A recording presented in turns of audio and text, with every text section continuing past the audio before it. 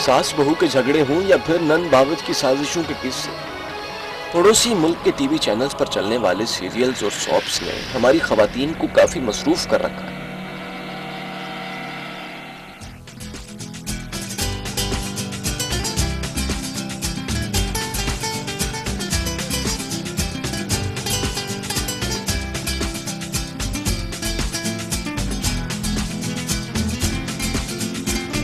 खाना चूल्हे पर धरा का धरा रह जाए, जल जाए या कुछ हो जाए, कोई सीन मिस नहीं होना चाहिए।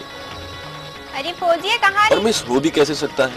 अगर एक खातून काम में लगी हो तो दूसरी उसे इतनी मुतजस्सुस कर देगी कि काम वहीं का वहीं रह जाएगा।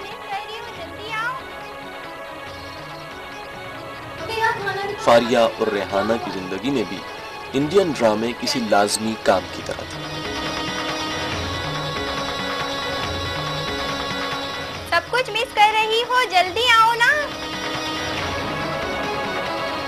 जब दोनों टीवी के सामने बैठ जाती तो फिर जलता जले मरता मरे, किसी का कोई किसी से लेना देना नहीं। फारिया और रेहाना ड्रामा देखने में मसरूफ तो बच्चे चिप्स के मजे उड़ाने में मगन। फारिया को ड्रामा देखने में मशगूल देखकर छोटे को शरारत सूझी और प्रेशर कुकर के साथ आंख मचूली करने की ठानी। पर फारिया को कहीं हांडी जलने का ख्याल आया, भागती हुई किचन में आ पहुंची। यूं छोटे मियां शरारत पाए तकमील तक पहुंचाने से महरूम रह गए। ओहो, तुम ये सीन मिस कर रही हो, जल्दी से आ जाओ। अच्छा मैं आ रही हूँ। फारिया ने उसे साथ लिया और वापस टीवी के सामने जा बैठी।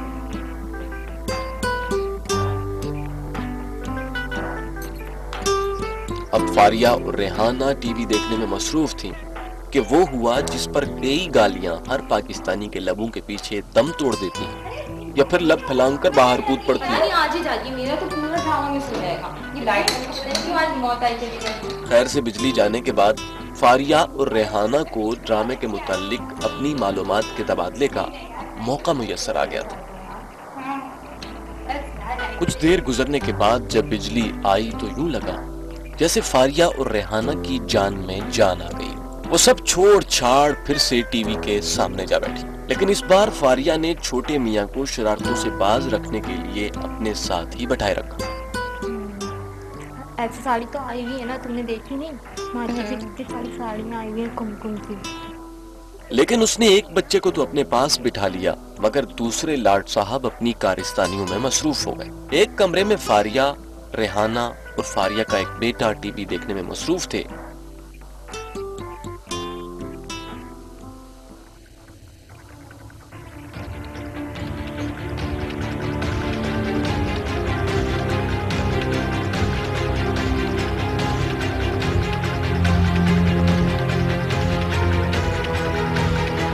तो बाहर छोटे मियां कैंची उठाए बिजली का बोर्ड ठीक करने में मसरूफ हो गए।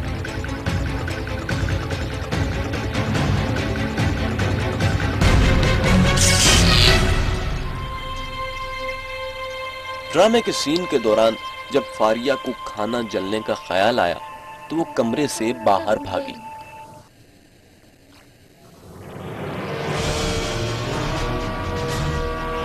मगर बाहर का मंजर देखते ही उसके दिलो दिमाग से ऐसा धुआं उठा कि वो जमीन पर गिर पड़ी।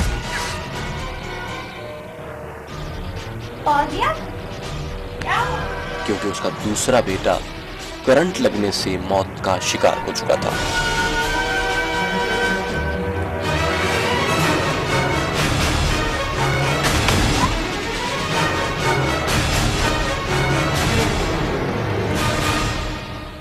होता क्या है कि वो खातून जो है वो टेलीविजन की तरफ बहुत ही फोकस्ड हैं, बहुत ही इंटरेस्ट के साथ टीवी देख रही हैं और बच्चों की तरफ तवज्जो नहीं दे रही। बच्चा जो है वो एक मेटालिक ऑब्जेक्ट को, एक सीजर को जो है वो इंसर्ट कर देता है इलेक्ट्रिक सॉकेट में। आसानी से इस तरह करंट लग सकता है क्योंकि मेटालिक ऑब्जेक्ट जो है वो बहुत अच्छा कंडक्टर होता है और बच्चे को करंट लगता है, उसका कार्डियक अरेस्ट होता है और वहीं पे उसकी इंस्टेंटली डेथ हो जाती है। एक तो ये है कि आपको अपनी अटेंशन बच्चों पे देनी चाहिए इस स्मॉल एज में स्पेशली।